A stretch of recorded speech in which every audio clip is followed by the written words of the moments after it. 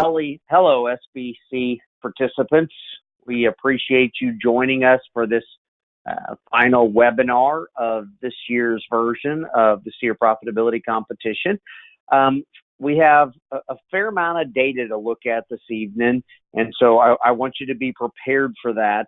It's going to get a little bit deep in spots, and so we'll try to walk through it as slowly as we can. But we've got a lot to kind of share with you here as we wrap up at least some of the things that we can tell you at this point. And so one gift we would like to give you, as you were probably planning to take notes and think about what you're going to say in your final webinar report, our gift to you is that we will not require a webinar report following the June webinar.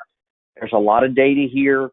We think you'll probably want to listen intently. If your parents are with you in the background, or maybe you listen again with them later, it gives you an opportunity to study the numbers and to think through this stuff, not so much focus in on a webinar report. So again, if you'd really like to write something down and send it in to us, we'd be eager to read it, but you do not have to.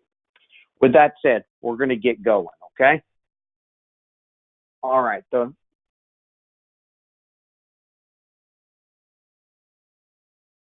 Bear with me a second. There we go. All right, we are going to start with some of the key live measures.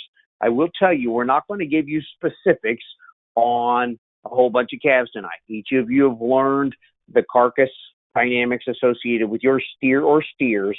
You're not going to learn about the other steers tonight. None of that will be posted until after the National Classic. But we will talk about some averages across the group. So first, we're going to talk about some live measures of interest to you.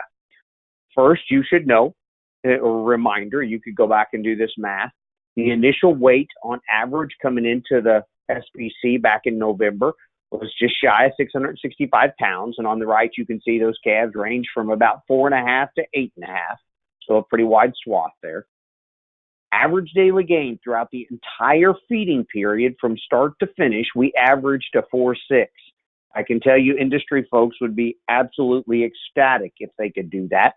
If you look at the ranges, you can see we have an animal that was just shy of 3 pounds a day on the low side, and one just a tick above 6 on the high side for the entire feeding period. Again, I would tell you those are the top end of that in particular is a very impressive number. Cost to gain across the entire feeding period average was 72 cents a pound, and you can see the range was pretty wide there on the right. Again, the lower number there would be more advantageous. So the 58 cents a pound is a pretty impressive number. Days on feed. Again, the average is pretty simple. We had two groups. One group went at 150 days. One group went at 170. So I'm not a math wizard, but I figured then that the average days on feed in this group is 160 days. The health cost on average was just approaching $11, $10.71. And you can see on the right that we had a pretty wide range in terms of health cost in this particular group. Most of them were not too far different from that average cost. We only had a handful that had significant health cost. Ultimately, at harvest time, the average live weight was $13.99, so just shy of 1,400 on an average. You can see the range there on the right from just a smidgen over 12 to almost 1,600 pounds. And to be sure, none of those weights would receive a weight discount, so that won't even be relevant as we get later to talk about some carcass measures. An interesting data point to me is the age at harvest. When we look how old these calves were, your calves grew remarkably well and they were quite young. Average for 402 days was how old. That's essentially 13 months and 1 week is the average age of these calves at the time of harvest. And again, that ranges from a few calves, I think 4, that were just shy of a year, so down around that 357, 360 mark, up to a handful, 3, I guess, that were over 15 months of age. So as a result, or a pretty young group. You can see I put a note there, so some parents might be curious, well, was there a huge impact on grading ability or Y4s as a result of age? And you can see my comments there at the bottom. Still, most of the calves on both sides of that graded choice, and there are no 4s. Now, there were two different harvest dates, as you all recall, one in early April, one in late April. So about right at 3 weeks apart. Again, days, not surprisingly, the second group of calves was a little bit older on average, 413 days versus about 390. Note, that's about 24 days older in the second group. But also note, those calves are 3 weeks older. If you go back 3 weeks, I just bring this up because ultimately what this really tells us is these calves started the project, these two particular groups, at about the same age. So there's not a lot of birth date differences at the beginning of this thing. It just so happens there was an extra 3 weeks tacked onto the second group. As a result, they got roughly 3 weeks older. And I bring that up because some might suspect that maybe some young calves fell towards the tail end and were in the 425. Some of the older calves were in the 404. Not so much, at least on an average standpoint.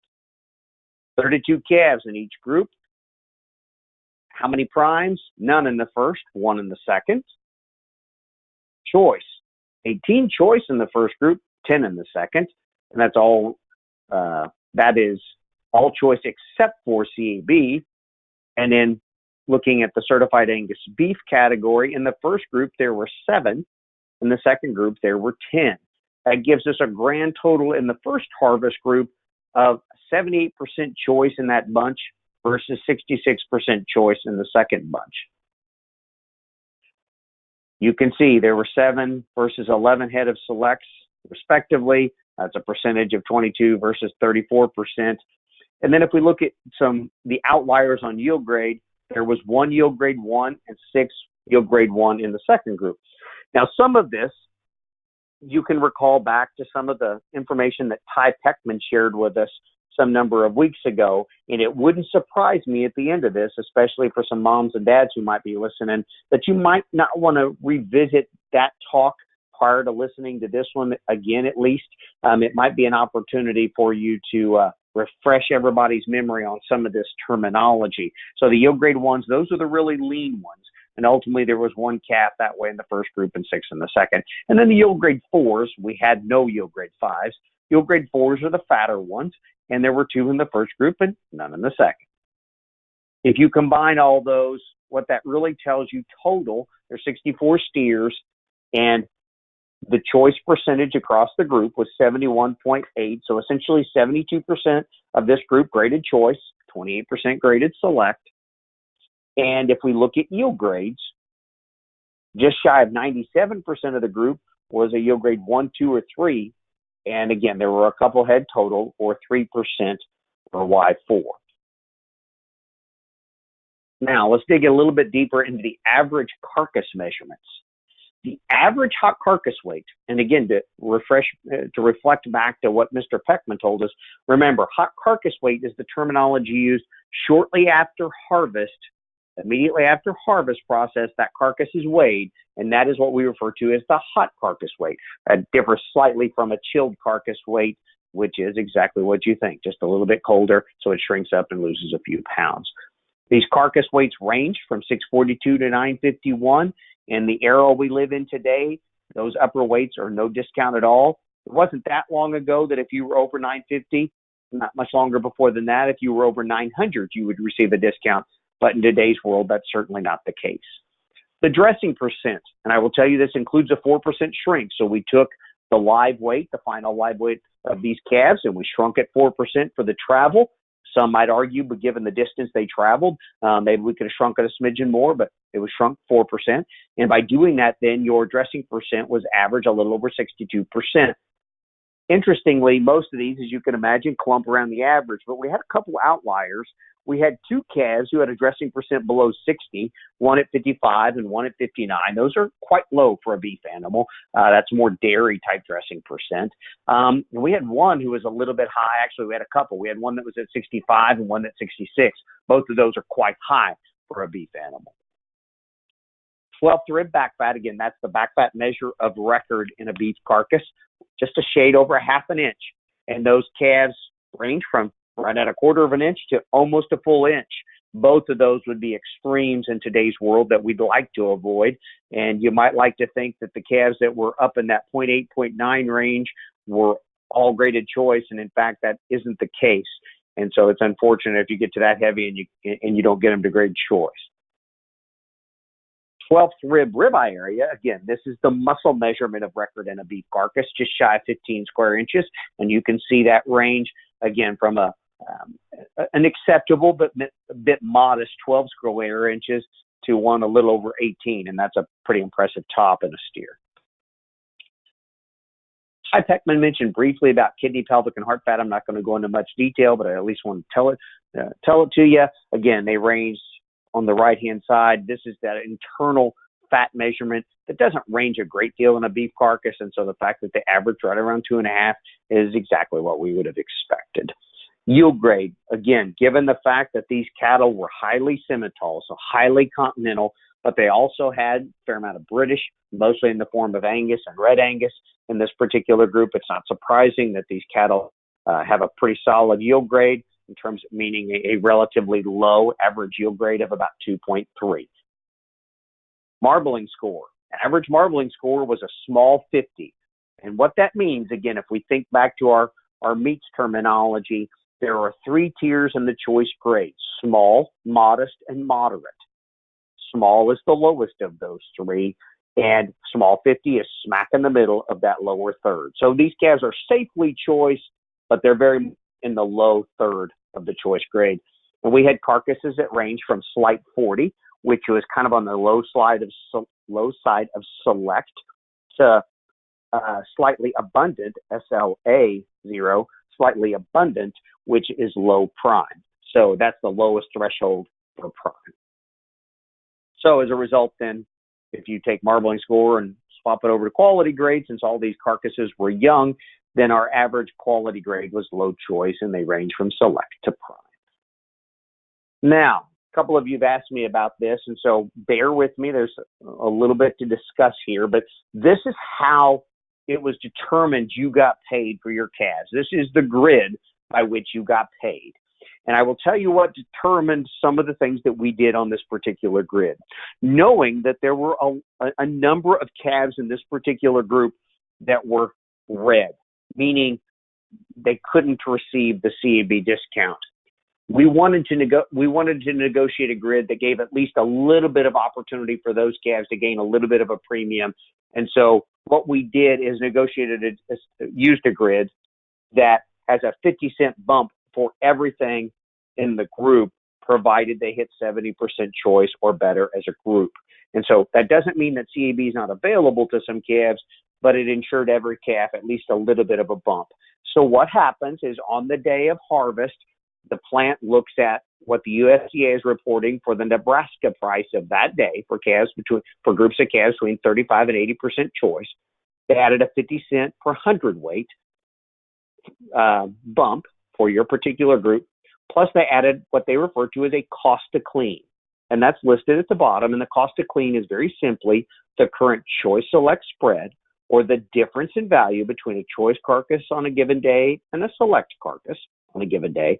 And then you multiply that by 100% minus our choice specification. Your choice specification minimum was, again, 70% as it lists towards the top. And so what that really meant is we took the choice select spread times 30%, and that was the cost to clean. And so that's how we would get at your base price. Then we can adjust for yield grade. And your yield grade adjustments or discounts are pictured there on the left-hand side. Yield grades 1 got a $6 bump with a caveat that I'll mention in a second. Yield grade 2's got a $2 bump per hundredweight. Again, with a caveat that I'll mention in a second. Yield grade 3 was our base, so there was no adjustment, and you can see yield grade 4s and 5s. We had no 5s, but we did have a couple of calves who got the discount of $6. Quality grade. Again, a choice, yield grade 3 is our base. And so anything that was CAB, that is what is denoted as certified programs, received a bump of $6 per hundredweight.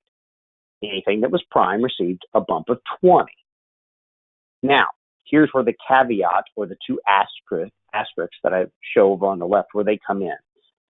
If you were a select, provided you were a yield grade 1 through 3, you received a quality grade discount, meaning back the choice select spread, and I'll show you that in a moment. but you did not get the premiums for a 1 or 2. That's the way this particular grid is set up. So some of you might have tried to calculate that, but there is no premium associated for selects 1 to 3 for yield grade. On select 4s and 5s, again, we had no 5s, received both the quality grade and yield grade discounts. I suspect this might be a little bit cumbersome for some of the younger folks in the group, and I appreciate that. Moms and dads, this might be something you want to watch over a couple times. But on the next screen, we're going to do a couple examples just so you can get a sense of how this math would work. So we have our couple harvest dates. Here's how our base looks for those 2 different harvest dates. Again, the first date had a little bit of a higher start, but a little lower cost to clean. The second date had a slightly lower base price to start with, but the cost to clean was a little bit higher. So ironically, our ultimate adjusted base price comes out at almost the same number. The choice select spread is different. The first date was just shy of $10 per 100 or 10 cents a pound. And the second date was a little more. The spread grew, and that's not a big surprise. Again, as we start to grill, and I think Mr.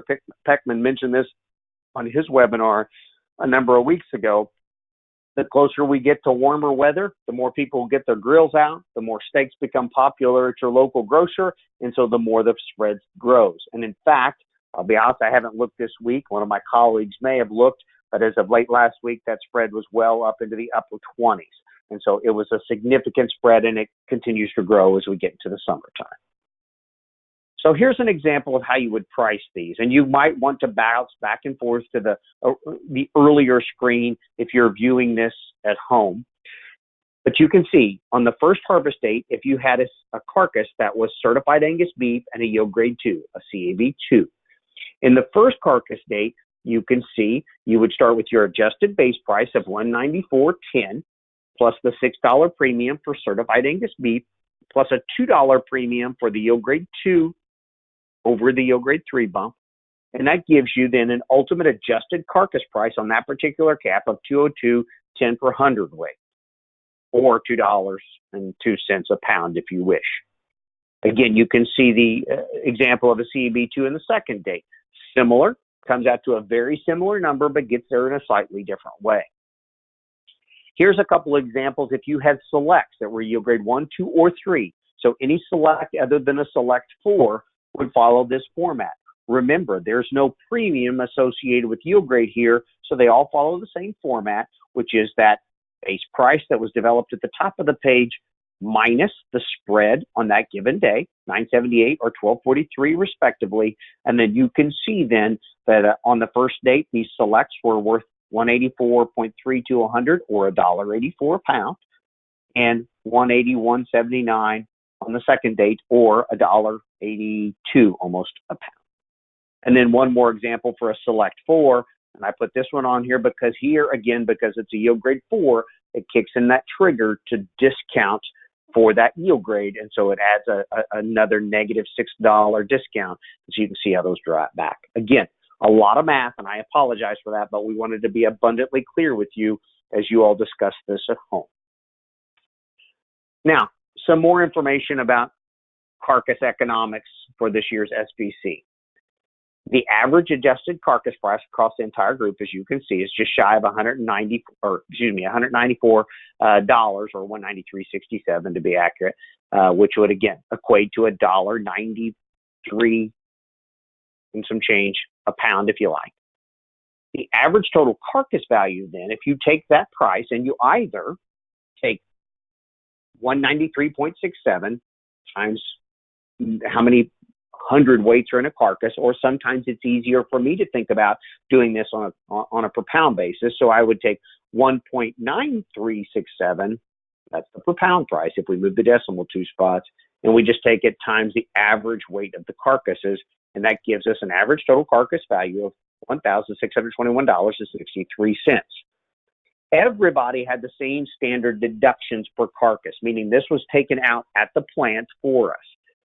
The shipping company charged us the same rate for both groups. So both calves then, or both sets of calves, all calves in the group, had $50.79 worth of shipping costs to the plant. There's also a 75-cent shipping insurance. You have to pay a $1 check off, And then to get carcass data in today's world, most of the time you have to purchase that data. And this was no different.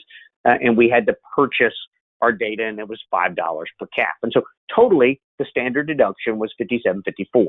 Now, remember, as we mentioned in the newsletter, and some of you know, unfortunately, most of you acquired these calves from the house. So from your own farm or your own ranch. I know that that means that you may have had to pay mom or dad or the family or the farm, but many of you maybe didn't buy these calves directly outright. But if you recall, at the beginning of the project, we have to have some way to put a value on the calf. So in early November, we took the Nebraska feeder calf prices based on the weight of your particular calf, and we assigned a value. And that's in the data online that you can view. If you recall, for good or bad, that was at a pretty high point in the market. So your feeder calves got a pretty high value assigned to them.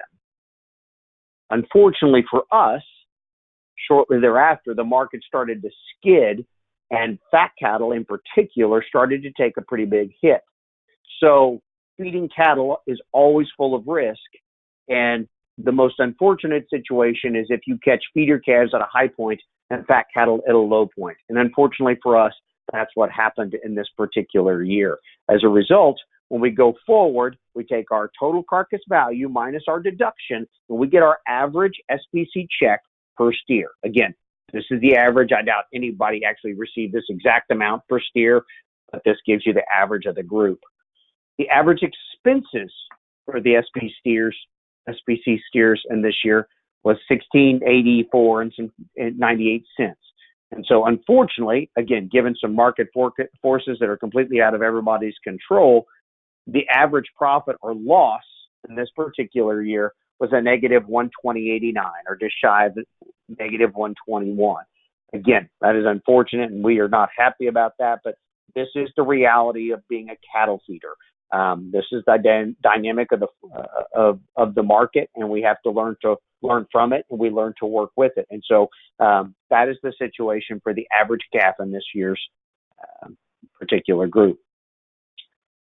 Let's talk a little bit about some of the data that can help us understand what drove some of the money in this particular group of calves. The correlations, you see them on their screen there, between your profitability of your calves and these various parameters below. So you can see the correlation between average daily gain and profitability is quite high. Correlations, I know some of you on here have no clue what I'm saying when I even say the word correlation. What it really means is 0 is bad, means there's no connection between these two things. 1 or 100 would mean that there's a perfect connection between these two things. And so anytime you get up in the 0.5 or higher range, you can see there's a pretty strong connection. And here we have, not a surprise to anybody if you're involved in the cattle business, a very strong connection between the ability to effectively gain and to gain fast. That affects your profitability. At the same time, there's a strong correlation between marbling and profitability. Again, that shouldn't come as a shock to anybody on this phone call, because outside of keeping them healthy, these are probably the two biggest things that matter to a cattle feeder in the modern era. Can they gain, and will they grade? To a lesser extent, hot carcass weight, meaning some indication of just weight, has a connection, and it's certainly not an irrelevant connection, but much lower than hot carcass weight. Interestingly enough, we also looked at the correlation between age, or days of age at harvest, versus your profitability. And that is an indicator that we often talk about in the industry, that the older a calf, the more likely they'll grade. In this case, we see essentially no real connection. 0.03 is a de facto 0, and says there's really no connection at all in this particular set of calves between the age of the calf and the profitability of the calf. And that's not a huge shock, because there's not a major range in this particular set of calves. They were all reasonably young, and the feeding period's relatively short, whether you're in the first or the second group. I wanted to point this out, and I'll point it out with a bit of a graphic. Here's that same last point. Again, the correlations between the figures between profitability and age at harvest. And here's just a line to show you. And as you go farther to the right on this particular chart, it indicates more age. As you go farther up or towards the top of the page, it indicates greater SPC profitability. What you can see is there's no clear-cut relationship between those two axes. For those of you who are older on the phone call, there's no clear-cut indication of what's going on here. It's pretty random, and so that indicates a pretty poor correlation, and that goes back to that 0.03. Now, more importantly, it's interesting academically to look at correlations after the fact, but we can't predict with those. This is a more powerful piece and things that we all like to do as cattlemen and cattlewomen, and that's to try to find tools that give us a little bit of a look into the future. That's our goal is. That's what we're doing when we're making breeding decisions and when we're making purchasing decisions. We're trying to use data that we have available to predict what's going to happen down the road. And we could use a whole host of different things here, but we boiled it down to a handful that are significant predictive tools within our population. And so you can see the first one is a correlation between your SPC profitability and TI, or the terminal index that you're probably used to seeing on, it's listed on the data set. You see it on some bulls. You may have seen it on some females or some steers, but that TI, that terminal index, is an indicator of terminal merit. And you can see that is 0.27. Again, certainly indicates a pretty reasonable relationship between those two pieces. We look at API and its correlation to profitability. API, again, to refresh your memory, is an all-purpose index that is prevalent within the Simmental and Simmental influence population. And that index is slightly higher in its correlation at 0.32. Again, those two are both reasonably close to 0.3 and kind of close to one another. Typically, we would think that the terminal index might get a little higher than API with this sort of tool, but to be honest, we're looking at a pretty small data set, and so we don't want to overthink it. The reality is when you're looking at this small a set of data, it's quite possible that you can catch some things that maybe over time, if we had 10 times this many calves, might kind of work themselves out. And we would guess if we had enough calves that the correlation between TI and profitability might get a little higher than API with enough animals. One of particular interest and one of particular note is a topic that you were given in the most recent SPC newsletter. Ms. Kelsey put it out, and you saw an article in there that was to give you just a little bit of sense of what and why we put together this tool known as the International Genetic Solution Feeder Profit Calculator. And we'll talk a bit more about that in a moment, but the end goal of that tool is to try to break down profit potential in a fairly easy metric or a fairly easy number that we call the total relative value, or TRV, as you see it acronymed here. And you can see a correlation there of 0.4. That's a pretty powerful correlation for a predictive tool. What that says, in essence, is that this single number, this TRV, can allow you to get at roughly 40% of the differences in the profit potential of this particular set of feedlot steers. That's a pretty powerful tool. Any cattle feeder who thought they could have a single tool to look at a set of feeder calves that could give them insight into 40% of the differences of those calves later in life, that's something they're going to get pretty excited about. So let's talk just a little bit more, because we said we were gonna. This is what that correlation looks like if you plot it. Whereas in the earlier one, here, I'll back up a little bit so you can kind of see. See, in this particular chart talking about age, there's not a real obvious connection between the two axes. The dots and plots just end up a little bit everywhere. But if we come to this one, you can see there's sort of a subtle trend that as we get higher with our FBC total relative value on the left, steer profitability tends to grow as we go to the right. So that says that there's a fairly strong correlation, as we indicated with that 0.4 in the previous slide. So a strong connection and a nice predictive tool here with the IGS Feeder Profit Calculator as we're trying to guess at long-term profit potential of a feedlot steer. And so again, the profit potential is denoted through this profit calculator, and our goal is to try to find tools. If you want to know how to use this tool, there's a whole bunch of information on it, and I just throw this in here so for the moms and dads who are looking, or for somebody who wants to throw some information to their mom and dad, just go to internationalgeneticsolutions.com. This is the website, and it will explain to you how to use that feeder profit calculator on your own calves at the house. Ultimately, what happens is you or somebody in your family, if you were looking at a larger set of calves, in this case, I did it for you, you go online, takes you about 20 minutes to put in the information you have on a set of calves, and it goes into a software package that we own. If you're not familiar, IGS is the genetics arm of the American Simmental Association, so we call our genetics arm. And so it puts out this certificate for you, which gets sent to you or your family, and this certificate in a real-world situation would be used to market calves. But what we're looking at here, the thing we've been discussing, is this total relative value, or in this one, $7 per hundredweight. And so that's what comes and gets spit out of this particular software package that you can use. And so I want to go one step further into breaking this down. And so to make this a little bit more real, the IGS Feeder Profit Calculator total relative values that were spit out, the average number on this group was 725. So what does that really mean? That means on average, a buyer could pay another $7.25 a hundredweight, or about 7 cents a pound more for the average calf in this group than they would pay for the average Angus calf in the industry, and they would still break even at the same price. That's a pretty impressive number, and that goes back to one of our very earliest webinars where we described about how good this group is in total, how elite the genetics. And so for a single group to get this high is actually pretty impressive. But that's the average total relative value for your bunch.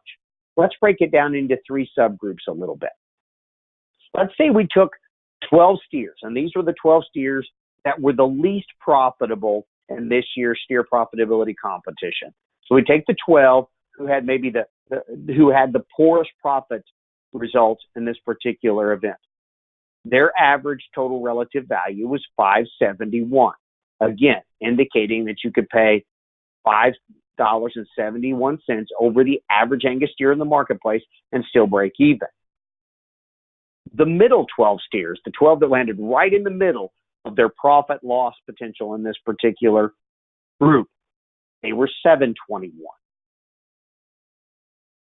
And then those who ended up at the very top, the top 12 steers, came out with a total relative value through the IGS Feeder Profit Calculator of a little over $9. So what this clearly shows is if we would have ran this at the beginning, to a large extent, this tool is designed to work on large groups of calves. It's not really its most effective working on an individual calf basis, which is what we're doing here in some cases. But when you look at this tool over large groups, and here we just have small groups of 12, but you can see this tool is very effective at separating calves who have greater profit potential from those who don't. And you can see the calves that ended up making the most money in this particular project had the highest total relative value. And we could have done this at day one and indicated with a fairly decent degree of certainty how the calves are going to break out in terms of profit potential. So that's what the feeder profit calculator does. That's how it relates to your particular calves. And that's a tool that you can use either at your home or your ranch, potentially next year when you're selecting a calf to go into the project.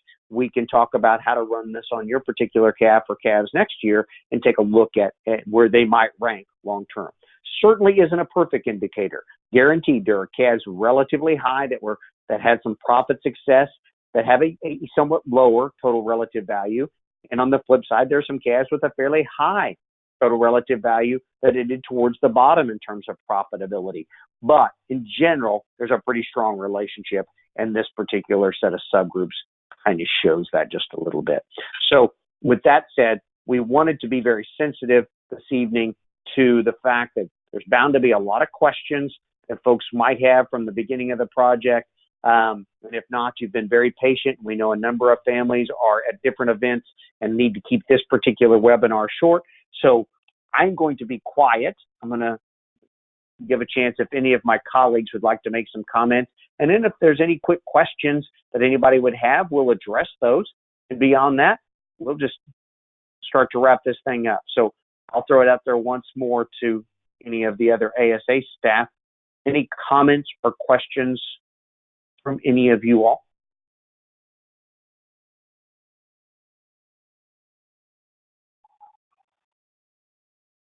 That's what we all like, ladies and gentlemen, when you're teaching a class. No, not really.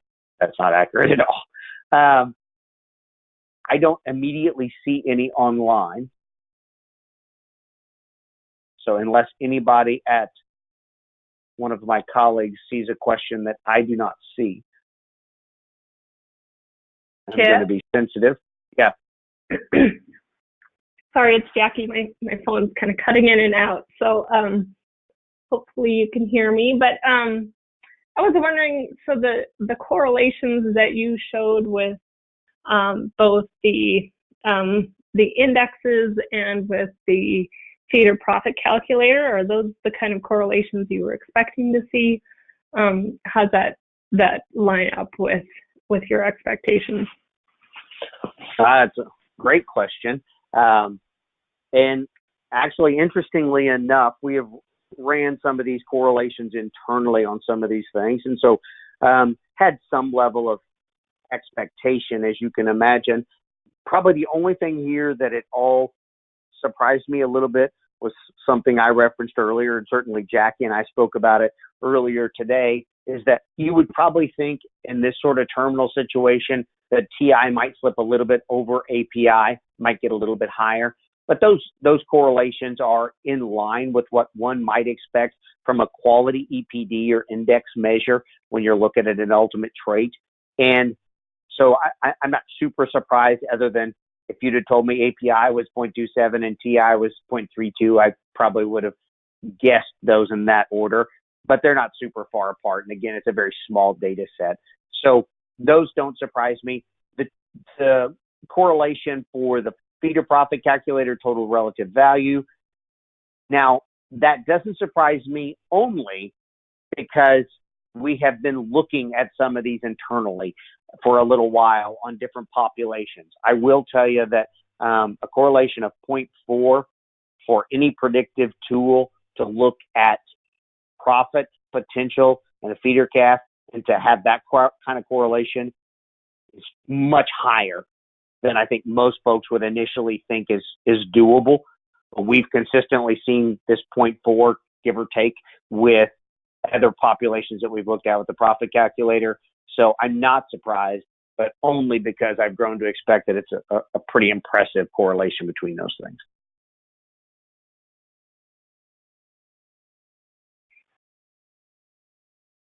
I see a couple questions. Go ahead, Jackie. Oh, I was just going to say thanks. That's kind of in line with what I was seeing. I was trying to look up the question. So it says, did you look at the correlation of feed efficiency to profitability? Well, in terms of average daily, in terms of average daily gain, we did. In terms of, and I can look into more specifics, and if there's a specific category that you're interested in, we can certainly look at that. We do not track things such as RFI and that sort of thing in this particular project. So we could look deeper into some specific pieces, but those are the correlations to this point that I've looked at. So if you have a suggestion, or if one of the young folks or a mom or dad has a suggestion for us to dig into more of this, certainly can do that. Yeah, and just to be clear, that was a question from Lindsay Hayes. Okay. Thank you, Ms. Lindsay. Are there any other questions out there? I think I'm seeing one from maybe Miss Audrey. Is that right? Yeah, I'm trying to, sorry, my box isn't opening, so I can't read it very, very well. Let me see if I can get this better so I can get it bigger. Oh, I got this one. I beat you to it. Beat you to it. Okay. Yep. Audrey asked, how do we think the SPCs did overall as compared to the industry average in the feed yard? To be honest, in particular in regards to gain and the average daily gain, I think if we had any feed yard professional on here, they'd say these cattle smoked the quote unquote industry average from a gain standpoint. I don't think there's much debate in that at all. Again, average gain in this group was roughly 4.5 pounds a day. That's, to be frank, that's pretty remarkable. That doesn't happen very frequent. Again, I was expecting tremendous gains out of this group, just knowing the genetic potential going into this project. I didn't anticipate a 4.5. I didn't anticipate a single cast being at an average daily gain of 6 at the end of this project, and a number of others being in the high 5s. So that is well beyond what the industry average is going to see. In terms of their ability to grade, you might argue that they are just a touch lower than some populations, 4% choice. However, remember, this is a highly continental group, so roughly half and half in terms of continental blood and British blood. And so I don't think they're as far off as you might think. And then you combine that with the fact that these calves were not fed a very long time. These calves were only on feed 150 days and 170 days. To compare, last year, the first group was on feed 30 days more than our initial group this year, meaning that the first group, the earliest group last year was harvested at about 180 days. And so if these calves were fed a little longer, do I anticipate they might have developed a bit more marbling? I expect that they probably would have. So if they'd have been fed a similar length of time to last year, they probably would have marbled a little better. But what's the trade-off? Feedlots market cattle when they start to lose efficiency of gain.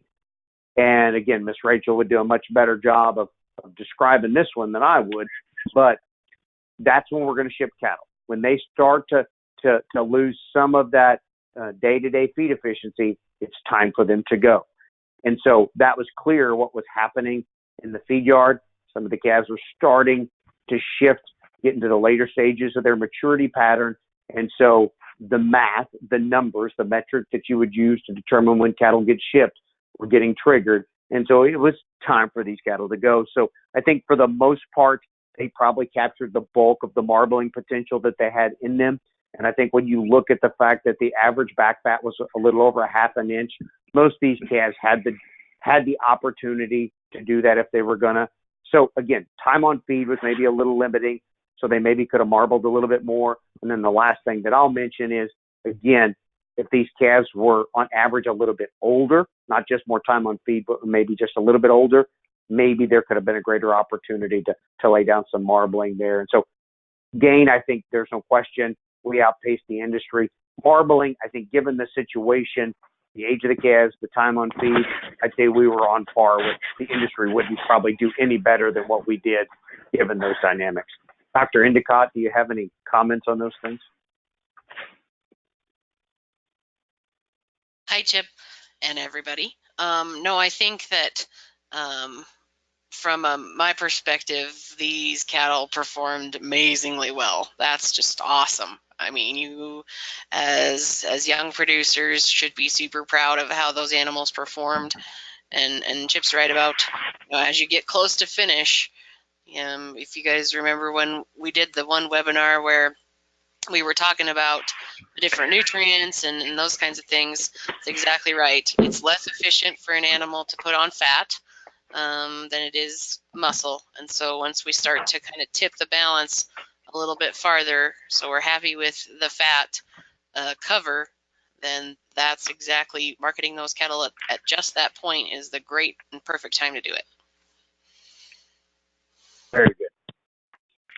Well, those that statement was a darn sight more credible than mine. So we're going to go with the professional in this category and say that that these calves did quite good. So with that, see no more questions online. Any more comments or questions for staff? This will be our final webinar. I guess I have a couple things to mention, then I'll turn it over to my colleagues. And those questions again would be, or those comments again would be, that the final and full results of the SPC will be posted at the completion of the National Classic in early July. And so if you're looking for the full data set, the entire data set will be posted online there in early July. Save one thing, it will not have the names of the participants involved. So that will be the only piece of data that will not be there. So that's coming up, something you can look forward to. 2, I hope that some of you are able to join us in St. Paul for a whole multitude of reasons. 1, I think it would be great for you. I think you would enjoy the experience. I think you could compete head to head and have a tremendous opportunity to be successful and to learn and to meet other folks at that particular event. And so I hope that you at least consider that if it fits in your opportunity, into your schedule and your summer opportunities. Also remember that you are fully eligible for competition for the overall junior, intermediate, or senior, wherever you fall, at the National Classic based on your involvement with this particular project. So just because you don't drag a calf up there, or maybe some of you do, doesn't mean that you can't compete and still be eligible, because you certainly will.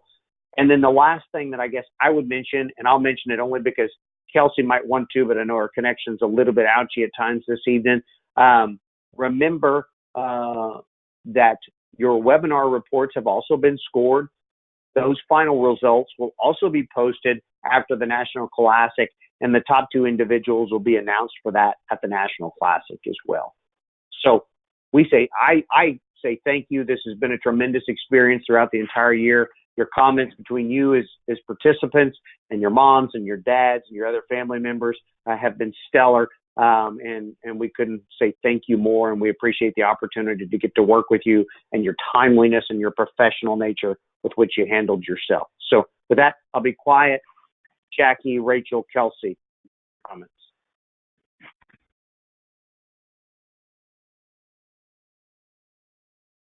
Well, this is Rachel. I again commend you all for your participation in the program. I do hope that I'll get to meet some of you at the regional and or national classics, if not somewhere else further down the road. So thanks for being so welcoming in my first few months as an employee here at ASA. I look forward to visiting with you down the road.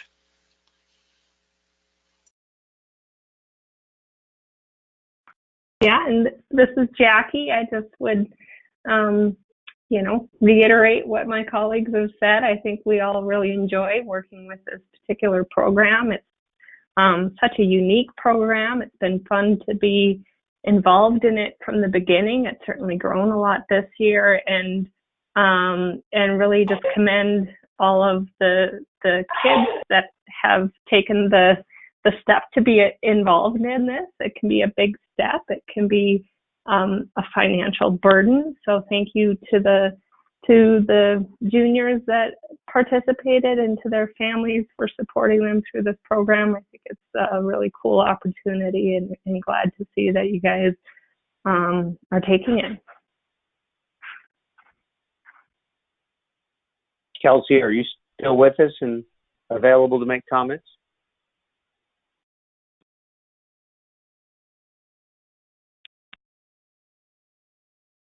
I'm going to take that as a no. Last comment I'm going to make, and it would be a comment I think Kelsey would make otherwise. The checks for your steers, all the bills have been paid as of yesterday. And so the checks for your steers are being cut this week. You should see them in the mail. Let's go ahead and suggest you'll probably see them early next week. If you haven't seen those checks by middle of the week, you might reach out to us and let us know. But all of that money is in hand, and it is ready to come your way. So just be watching for that over the next few days, and let us know if you have any questions. With that, thanks to everybody, and you all have an awesome night.